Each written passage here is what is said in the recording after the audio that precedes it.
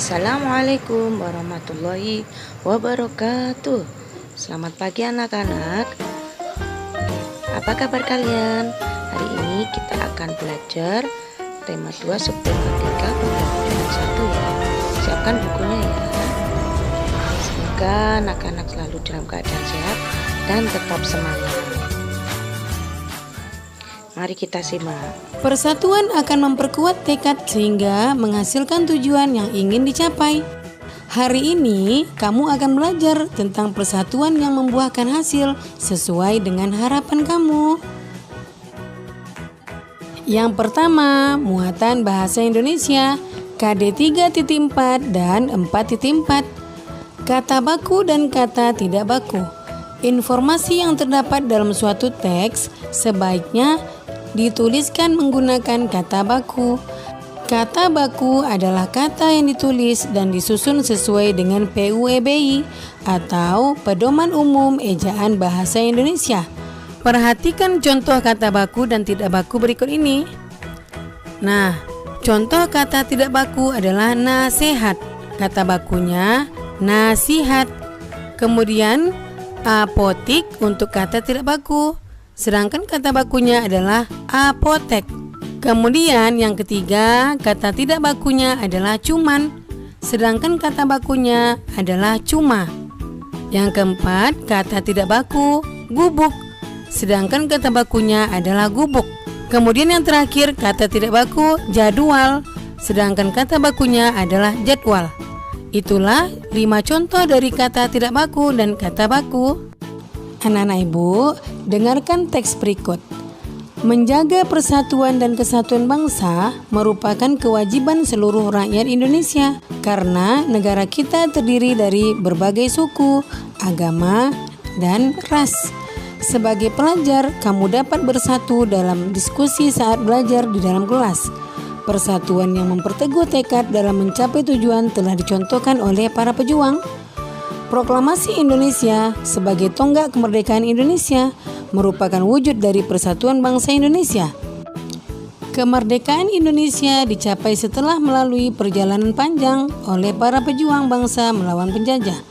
Persatuan yang kuat memperteguh tekad mereka untuk mewujudkan negara yang berdaulat, adil, dan makmur. Keteguhan hati dalam mewujudkan persatuan dapat dicontohkan dari seorang pemuda di masa proklamasi kemerdekaan. Muhammadiyah dan naskah asli proklamasi. Teks proklamasi awalnya ditulis tangan oleh Soekarno, kemudian diketik oleh Sayuti Melik agar terlihat rapi. Teks asli tersebut kemudian dibuang ke tempat sampah. Salah seorang pemuda yang ikut hadir pada saat persiapan proklamasi kemerdekaan adalah Muhammadiyah. Ia mengambil naskah asli dari tong sampah dan disimpannya. Ia menilai bahwa teks tersebut memiliki sejarah tinggi. Naskah asli yang disimpan Muhammadiyah selama 46 tahun, 9 bulan, 19 hari, kemudian dikembalikan kepada bangsa Indonesia. Dia membawa naskah asli proklamasi kemerdekaan RI pada Selasa pagi 19 Mei tahun 1992 pukul 10.30 dan menyerahkannya melalui Presiden Soeharto. Naskah itu kemudian disimpan oleh Arsip Nasional atas anjuran Soeharto. Keputusan Muhammadiyah untuk menyimpan naskah asli sangat tepat. Seluruh bangsa Indonesia sampai sekarang dapat menikmati naskah asli proklamasi dan belajar banyak dari kejadian saat itu. Baiklah, kita akan mengisi peta pikiran berikut. Anak-anak ibu perhatikan baik-baik ya. Yang pertama, kata tanya apa? Pertanyaannya, apa yang disimpan oleh Muhammadiyah? Jawabannya, yang disimpan oleh Muhammadiyah adalah naskah asli proklamasi kemerdekaan Indonesia. Yang kedua, kata tanya mengapa? Pertanyaannya, mengapa Muhammadiyah menyimpan teks proklamasi tersebut? Jawabannya adalah, ia menilai bahwa teks tersebut memiliki sejarah tinggi. Kemudian kata tanya ketiga adalah siapa? Pertanyaannya, siapa yang menganjurkan naskah tersebut disimpan oleh Arsip Nasional? Nah, jawabannya, yang menganjurkan naskah tersebut disimpan oleh Arsip Nasional adalah Presiden Soeharto. Kata tanya keempat adalah bagaimana? Pertanyaannya, bagaimana keputusan BM Diah? Jawabannya adalah keputusan BM Diah untuk menyimpan naskah asli sangat tepat. Seluruh bangsa Indonesia sampai sekarang dapat menikmati naskah asli proklamasi dan belajar banyak dari kejadian saat itu. Kemudian kata tanya berikutnya adalah kapan? Pertanyaannya, kapan BM Diah menyerahkan naskah tersebut? Jawabannya adalah pada Selasa pagi tanggal 19 Mei tahun 1992 pukul 10.30. Nah, kemudian kata tanya terakhir adalah di mana? Pertanyaannya, di mana BM Diah mengambil teks tersebut? Jawabannya adalah BM Diah mengambil teks tersebut di tong sampah. Itulah peta pikiran teks tentang BM Diah dan naskah asli proklamasi. Yang kedua, muatan IPA KD 3.3 dan 4.3. Manfaat adaptasi makhluk hidup bagi manusia dan lingkungan. Setiap makhluk hidup memiliki kemampuan beradaptasi untuk bertahan hidup.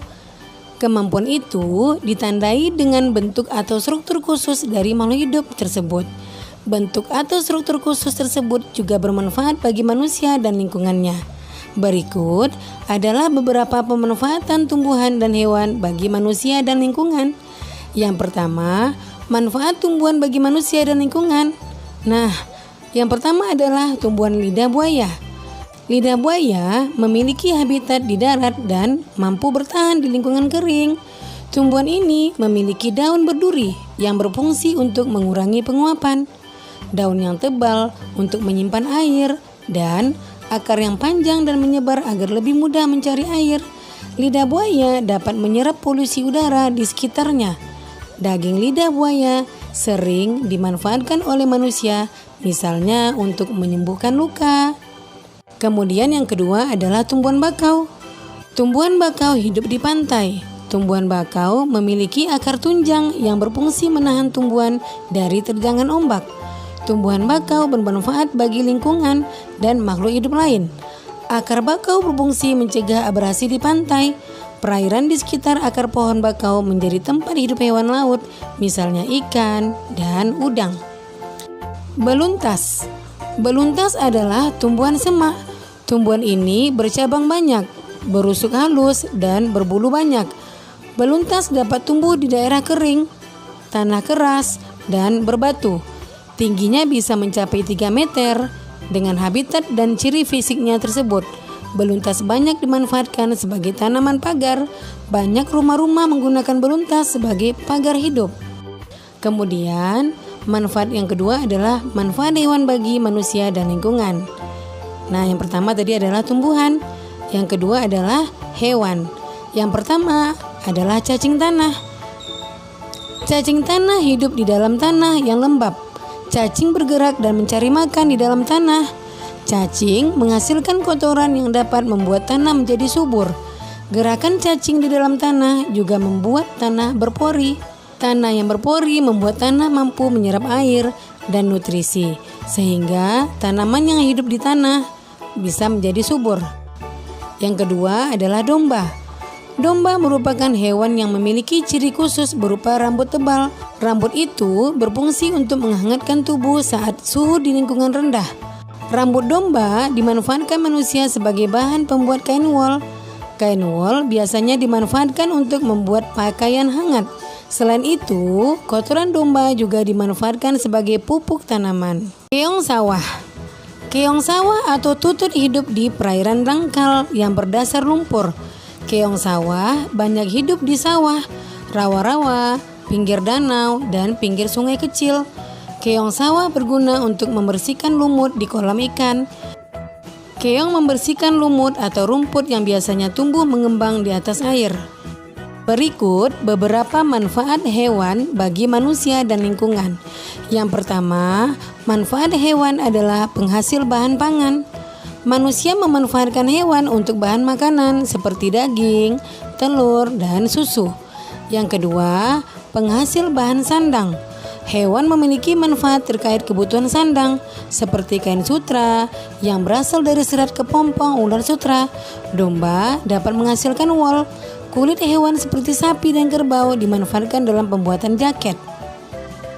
Kemudian yang ketiga adalah penghasil bahan kerajinan. Kulit sapi dan kerbau dimanfaatkan sebagai bahan pembuatan wayang kulit.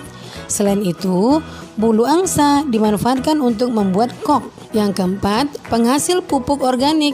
Kotoran berbagai jenis hewan seperti sapi dan kambing dapat digunakan sebagai bahan pembuatan pupuk organik yang baik dan tidak membahayakan bagi lingkungan. Yang kelima, penghasil tenaga. Tenaga gajah dimanfaatkan untuk mengangkut kayu. Tenaga kuda dimanfaatkan untuk menarik delman. Tenaga kerbau dimanfaatkan untuk membajak sawah. Kemudian, manfaat tumbuhan bagi manusia dan lingkungan. Nah, yang tadi adalah manfaat hewan. Sekarang manfaat tumbuhan. Yang pertama, bahan makanan. Bagian tumbuhan yang dapat digunakan untuk bahan makanan adalah batang, daun, bunga, buah, dan biji. Yang kedua, bahan sandang. Serat kapas dapat dimanfaatkan untuk membuat kain katun. Yang ketiga adalah bahan bangunan.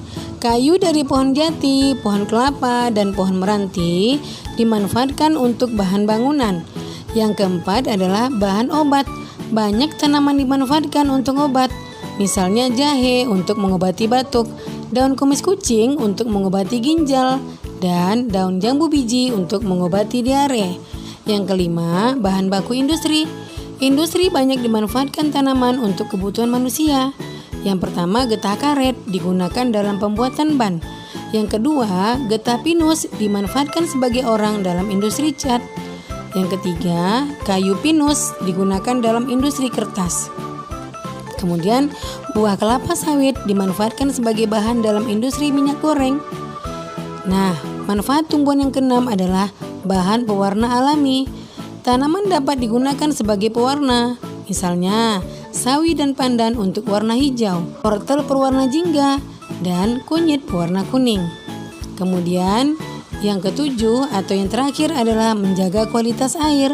Tanaman bakau menjadi penyaring alami dari air laut menjadi air tawar. Nah, itulah 7 manfaat tumbuhan bagi manusia dan lingkungan.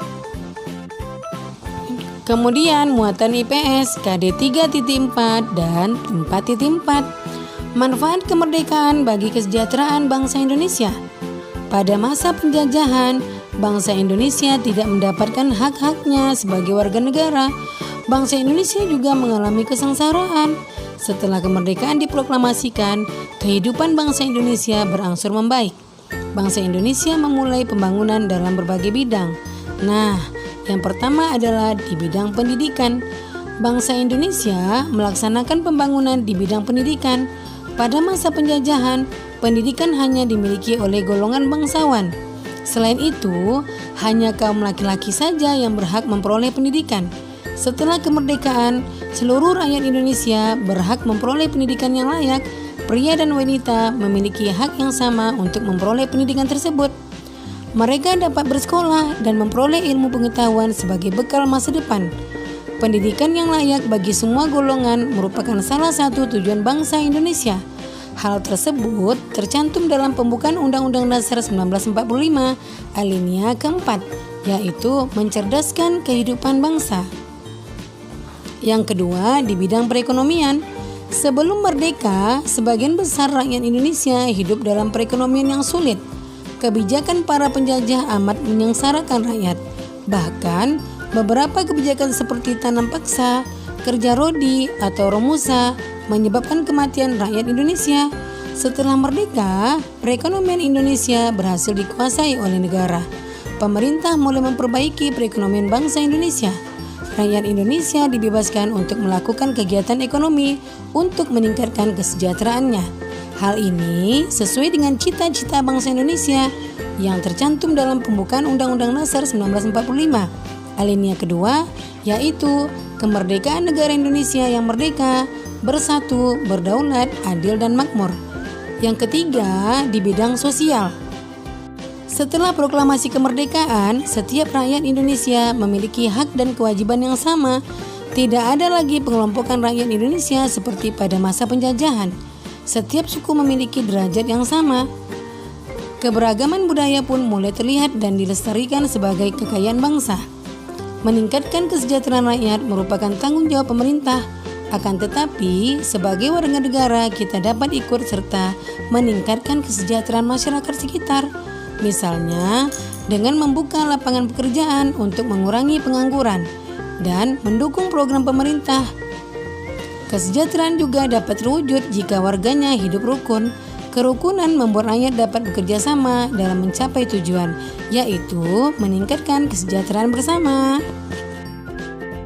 Nah, demikian video pembelajaran Ibu kali ini. Semoga bermanfaat ya. Jangan lupa kamu jaga kesehatan, ikuti protokol kesehatan, tetap di rumah, dan semoga wabah COVID-19 cepat berakhir dan anak-anak Ibu bisa datang ke sekolah lagi, bertemu teman-teman dan guru yang dicintai.